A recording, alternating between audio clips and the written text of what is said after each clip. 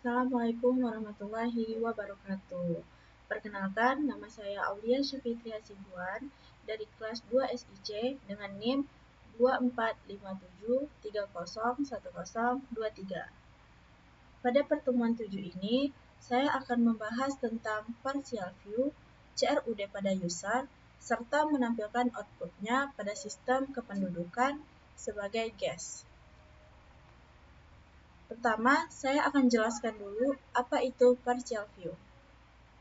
Partial view digunakan untuk memisahkan bagian tampilan yang berulang seperti header, navbar, atau footer ke dalam file terpisah dengan memanfaatkan fitur blade seperti include, extend, section, dan yield. Nah, langsung saja saya buka project saya di VS Code. Nah, ini adalah tampilan project saya dengan nama layanan mandiri GES3. Langkah pertama itu, saya mau buka folder research, kemudian view. Nah, di folder view ini, saya buat folder bernama layouts, dan di dalam folder layouts ini terdapat folder bernama guest. Nah, di dalam folder guest ini lagi, kita buat lagi nih beberapa file. Di sini saya buat nama filenya itu ada 6, yaitu app.bat.php, applog.bat.php, css.bat.php, footer.bat.php, header.bat.php, serta js.bat.php. Nah, di sini saya akan jelasin satu-satu dari folder-folder file-file yang sudah saya buat ini. Nah, sini saya ada buat yang pertama ini file CSS. Nah, pokoknya di sini tuh kita akan meletakkan semua file CSS kita. Pokoknya yang berkaitan dengan CSS. Misalnya dari ini aset admin, CSS bootstrap. Nah, dengan adanya ini kita nggak perlu lagi nih ke folder lain atau otak-atik folder lain. Kita nanti itu cuma mudah nentuin di satu folder aja untuk nentuin CSS-nya untuk semua tampilan di view kita nanti. Nah, selanjutnya kita ke footer.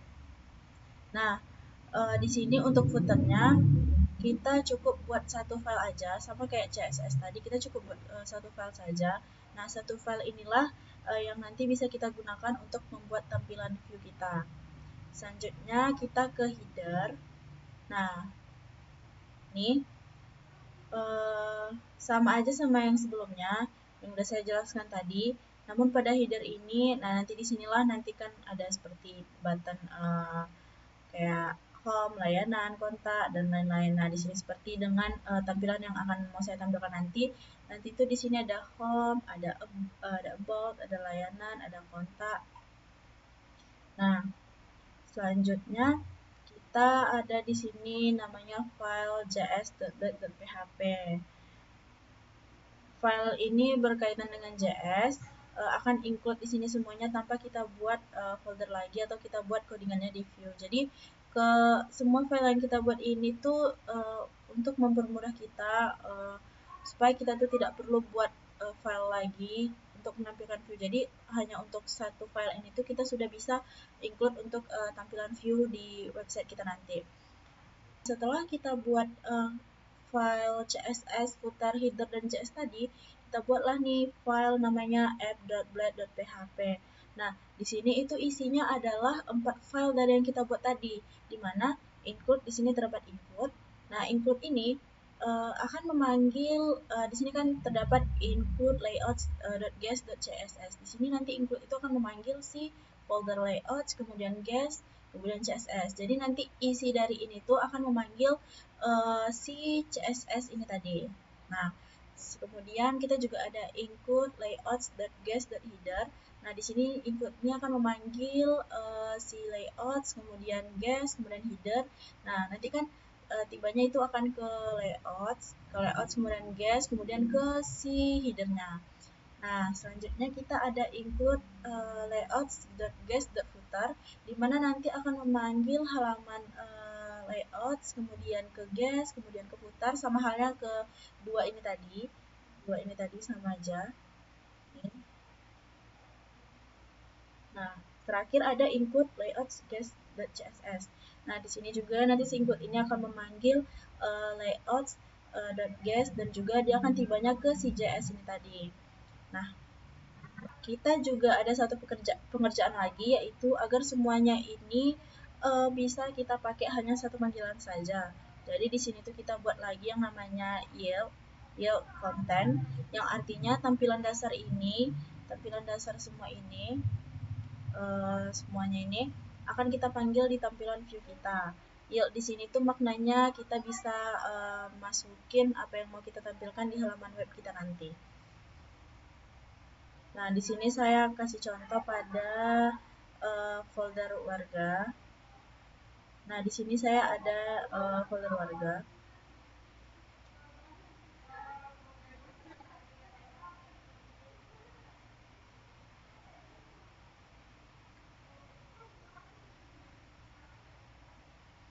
Nah, kita ke create-nya si warga ya. Halaman create.php punyanya si warga ini ada di sini kita temukan extend layouts guest.app. Nah, yang artinya dia bakal ngambil semua yang tadi ada di sini di si app.php. Nah, dia akan memanggil si ini layouts.guest.app. Nah, dia akan memanggil si app.php ini. Nah, untuk nampilin web kita tuh nanti. Nah, di sini juga ada namanya section content. Section konten yang kita buat ini kita bebas nih mau masukin konten apa saja yang untuk ditampilkan ke web kita nanti dengan penamaannya yaitu konten. Konten di sini itu tanpa kita ngoding ulang lagi,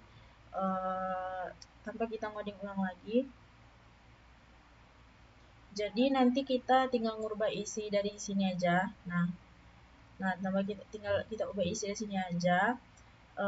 Dengan tutupnya nanti kita gunain end section. Tadi kan kita buka dengan section, kemudian kita tutup dengan end section.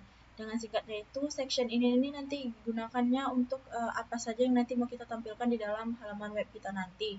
Nah, seperti contohnya kayak misalkan nih saya nanti akan tampilkan di halaman create.php ini yang punya si warga, nanti saya bakal ada tampilan tambahkan data warga, silakan isi form di bawah untuk kelengkapan data. Nah, seperti itu. Kemudian sama juga seperti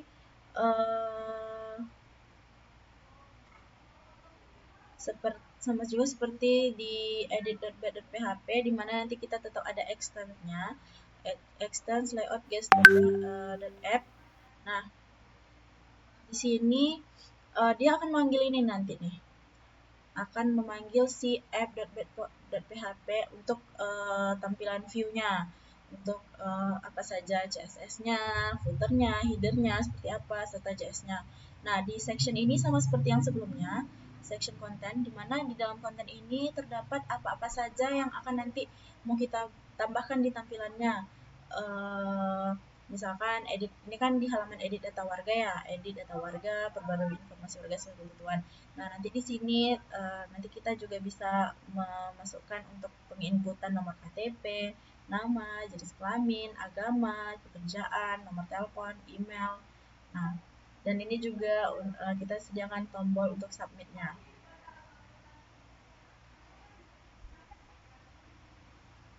Seterusnya seperti itu untuk bagian indeks.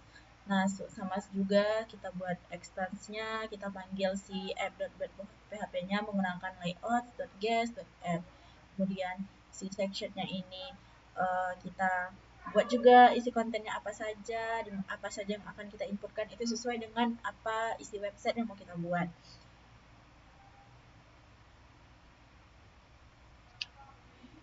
Nah, seterusnya juga sama seperti saya di sini buat ada warga, user, jenis surat. Nah, di sini sama juga ya teman-teman. Di sini ada extends, layout guest. Semuanya pokoknya kita tuh memanggil si app ini.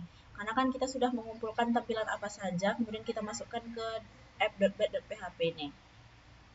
Seperti itu juga untuk editnya, indeksnya, untuk si jenis surat. Nah, selanjutnya saya di sini juga membuat tabel user tepatnya di database karena kebetulan si tabel user ini sudah ada tercreate dari bawaan Laravelnya, jadi kita tidak perlu buat lagi. Nah, ini adalah isinya juga bawaan dari si Laravelnya. Kemudian setelah itu kita harus buat si modelnya. Nah, namun modelnya ini juga udah bawaan dari Laravelnya itu sendiri. Yang kita buat itu cuman si controllernya aja. Nah, controller user controller. Nah, di sini saya sudah buat seperti biasa, seperti yang sudah teman-teman ketahui. Kalau kita buat controller itu kan PHP artisan make controller user controller research. Nah, ini adalah jika untuk membuat si user controller tadi untuk mengingat kembali. Karena kebetulan saya sudah buat, jadi saya tidak akan mengenternya ya teman-teman. Nah, setelah dia sudah tercreate, nah saya akan jelasin apa-apa saja function yang ada di user controller ini. Yang pertama itu ada function index. Nah, di mana function ini nanti akan memanggil atau menampilkan halaman page. Nah, di sini mana dia kita sudah buat. Nah, saya buat di folder out. Nah, mana nanti itu kita akan ke si page user index. Nah, page user index di sini. Maaf, maksudnya di sini. Nah, di mana nanti si function di user controller ini di bagian function indexnya itu dia akan menampilkan page, kemudian dia akan memanggil folder page, kemudian dia akan ke user.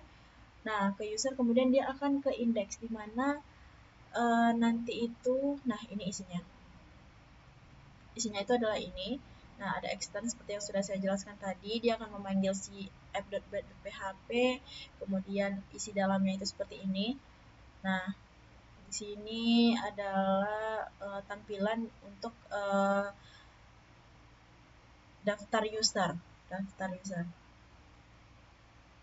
Coba kita balik lagi ke user controller. Nah, nanti dia akan menampilkan data-data user yang sudah diinputkan. Kemudian kita ke function create, di mana dia itu nanti akan menampilkan create. Nah, halaman create-nya yang sudah kita ini tadi buat tadi. Nah, nih dia sama aja kayak yang tadi. Nah, itu gunanya. Jadi kita tinggal gunanya si partial view tuh ya gunanya biar kita tuh hanya tidak mengulang yang ribet-ribet lagi. Jadi kita tinggal masukin aja extensnya, kemudian kita buatkan sectionnya. Nah, di sini isi sectionnya itu ada nih tambah user, di mana di halaman create ini nanti kita bisa menambahkan data-data si user. Akan menampilkan untuk menambah halaman usernya, maksudnya untuk menambahkan apa saja user yang sudah diinputkan. Kemudian, nah di sini ada function store, di mana nanti si yang menginputkan itu akan menginputkan namanya, di mana dia itu wajib diisi, kemudian tipe datanya string, maksimal karakter yang dimasukkan itu 20. Jadi kalau misalkan lebih dari 20 itu tidak bisa. Nah, selanjutnya untuk menginputkan si email itu wajib diisi dengan tipe data string maksimalnya 100 karakter. Jadi kalau lebih dari 100 itu tidak bisa diinputkan. Kemudian untuk password, nah ini wajib diisi juga ya pastinya tentunya dengan tipe data string maksimal karakternya 20. Nah, di sini saya menambahkan hashmark di mana kita gunakan ini agar jika kita masukkan si passwordnya nanti pas sudah ke input itu nanti akan keluar berupa karakter acakan. Nah, nanti bisa kita lihat langsung jika kita sudah mengirimkan outputnya. Nah, selanjutnya kita ke, nah jika nanti sudah sesuai apa saja yang sudah kita inputkan sesuai dengan aturan yang ada di sini, nanti dia akan menampilkan sukses penambahan data berhasil. Nah, selanjutnya kita ke bagian edit. Nah, di bagian edit ini, di bagian function edit ini, tentunya nanti dia akan memanggil si page user edit. Nah, dia akan memanggil ini, nih. Nah, dimana nanti di halaman edit itu saya akan menyuruh user itu akan menambahkan nama user, email, password, hingga konfirmasi password. Nah, seperti ini. Nanti dia untuk halaman, untuk tampilannya, dia akan memanggil si app.bat.php itu lagi, sama seperti yang awal-awal. Agar tampilan semua halamannya itu nanti sama. Makanya kita gunakan layout .guest.app ini biar dia tuh lebih praktis gitu. Selanjutnya kita tadi sudah edit, kemudian, nah ini adalah data-data yang untuk jika kita melakukan edit ya. Untuk melakukan edit, nah ini dia. Nah, jika misalkan dia sukses, maka dia akan menampilkan sukses perubahan data berhasil. Nah, selanjutnya itu ada function destroy untuk menghapus ya. Jadi nanti kita tinggal hapus saja jika nanti dia akan ke rootnya ini mengarah ke user.index. Nah, nanti jika berhasil, nanti dia akan sukses, kemudian akan menampilkan data user berhasil dihapus. Nah, selanjutnya kita buat untuk si tampilannya login dan juga register. Nah, di dalam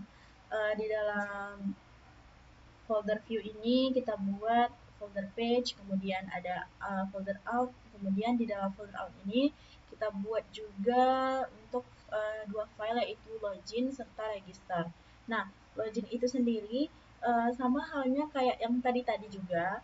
Nah, di sini tuh kita buat externnya lagi, kita memanggilnya si applock. Nah, applock ini apa? Nah, ini adalah tampilan untuk si login saya nanti. Saya di sini gunakan, nah di sini ada CSS-nya, CSS-nya itu di sini dia akan memanggil layout guest.css sama seperti ini. Nah, jadi saya buat applock ini itu untuk tampilan login sama si register. Jadi saya pisahin untuk halaman setelah kita login sama registernya itu saya buat filenya app.bat.php, sedangkan applog ini saya gunakan untuk halaman register sama si loginnya nanti. Nah, di sini kita sudah melakukan include ya, saya sudah melakukan include untuk si CSS-nya, kemudian sudah ada yield kontennya. Nah, mana dia tadi? Di login. Jadi saya sudah melakukan extend untuk layout guest applog. Jadi dia akan memanggil halaman untuk tampilannya nanti dia akan memanggil si applog ini nanti. Nah, kemudian kita melakukan section di mana nanti kita akan membuat apa saja data-data yang akan diinputkan oleh si user. Nah, di sini ada email, password, tombol login. Nah, kemudian kita ke register. Nah, di register ini juga sama ya kayak si login tadi, dia memanggil extend layout guest.applog. Nah, jadi nanti tampilannya itu akan sama tuh, mirip-mirip lah antara si login sama si register. Nah, selanjutnya ini kan kita juga ada section ya. Nah, sectionnya itu sama seperti yang tadi juga. Nah, di dalamnya itu sesuai dengan project kita tuh mau buat websitenya itu seperti apa saja yang akan kita inputkan. Nah, ini dia nanti kita di sini saya ada buat alert, kemudian nama, email, password, konfirmasi password, tombol register. Nah, jadi nanti kalau misalkan si register di tampilan register ini akan menampilkan juga nih jika dia sudah punya akun, dia akan ke halaman akan memanggil root si index di mana nanti itu akan mengarahkan ke si login. Terus sama juga kayak login tadi ya, jika dia belum punya akun, nanti dia akan mengarahkan ke create, untuk membuat akun baru gitu, membuat user baru. Nah, langsung saja saya akan menampilkan output dari semua codingan yang sudah saya buat. Di sini saya sudah hidupin Laragonnya ya teman-teman. Kemudian langsung aja kita panggil. Nah, ini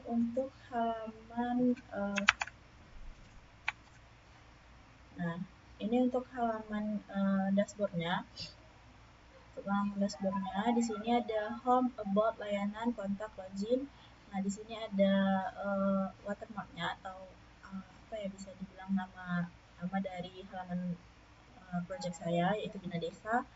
Kemudian di sini saya menambahkan kalimat selamat datang di layanan mandiri Bina Desa. Kemudian saya menambahkan beberapa sedikit deskripsi. Nah, kemudian di sini saya akan menunjukkan adanya halaman about. Nah, di sini saya membuat halaman about. Nah, tentang layanan mandiri desa beserta deskripsinya saya tambahkan. Kemudian layanannya apa saja, yaitu jenis surat, user, warga, kemudian kontak. Nah, di sini saya menambahkan halaman kontak serta login. Nah, coba kita mulai dari login ya, teman-teman. Nah, ini untuk tampilan halaman login saya. Jadi, di sini saya mau buat akun baru, yaitu dengan cara kita register dulu, daftar di sini. Nah, jadi kita masukin, saya di sini mau nambahin namanya itu Aulia Hasibuan. Kemudian saya mau buat emailnya itu hasibuan@gmail.com. Nah, di sini saya mau buat password. Nah, yang tampilan inilah yang kegunaan dari si hash tadi. Terus kita buat password baru ya. Kita buat passwordnya itu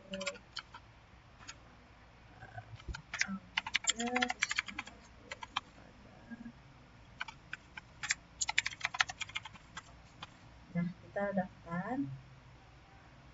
Nah, akun berhasil dibuat, silakan login. Nah, di sini kita login lagi yang tadi. Masukin aja passwordnya. Nah, kita login. Nah, login berhasil. Jadi nanti itu data kita akan tersimpan ya, data user kita. Nah, langsung saja kita ke beberapa tabel yang sudah saya buat tadi. Nah, di sini ada jenis surat, user, ada beberapa tabel yang sudah kita buat tadi, jenis surat, user, serta warga. Nah, kita masukkan ke jenis surat. Nah, jenis surat ini kita coba tambahkan jenis suratnya ya. Nah, kode suratnya itu terserah aja, misalnya SR 0823 misalkan. Nama jenis suratnya mungkin surat tanah, kemudian kita asal aja buatnya terserah, misalkan terserah saja. Nah, kita submit. Nah, ini dia akan membuat jenis surat baru ya. Nah, kemudian kita coba untuk hapus. Kita hapus coba yang ini ya, hapus. Nah, hapus jenis surat ini nanti akan keluar pop-up seperti ini. Oke. Nah, dia tinggal sudah terhapus, tinggal si surat tanah tadi. Coba kita lakukan edit. Nah, coba kita masukkan misalkan syaratnya itu fotokopi kakak misalkan. atau fotokopi KTP dan lain-lain. Coba kita perbarui. Nah, dia akan terperbarui ya teman-teman. Nah, selanjutnya kita ke tabel user. Nah, ini dia tabel user yang sudah saya buat sebelum-sebelumnya, serta yang Aulia Hasibuan ini adalah tabel user atau user yang sudah saya masukkan tadi barusan, Aulia Hasibuan dengan email hasibuan@gmail.com. Kemudian passwordnya itu dengan karakter yang beracak-acak karena kita sudah menggunakan si hash tadi ya. Nah, coba kita hapus yang mana ya mau dihapus. Coba ini hapus. Nah, dia sudah terhapus, tinggal si ini tadi, yang admin tadi sudah terhapus. Kemudian coba kita edit yang Aulia Hasibuan tadi. Nah, di sini saya buat Aulia Hasibuan Syafitri dengan email yang sama serta password yang sama. Saya cuma mau perbarui namanya aja. Nah, dia sudah teredit. Kemudian kita ke layanan si warga. Nah, di sini kita sebelumnya saya sudah buat data. Ini Aulia Syafitri Hasibuan. Di sini saya mau buat data baru, nomor KTP-nya bisa aja, misalkan kita asal aja buatnya. Kemudian kita buat di sini Aulia Hasibuan, kemudian jenis kelaminnya perempuan, agamanya Islam. Teleponnya kita bisa aja ya masih.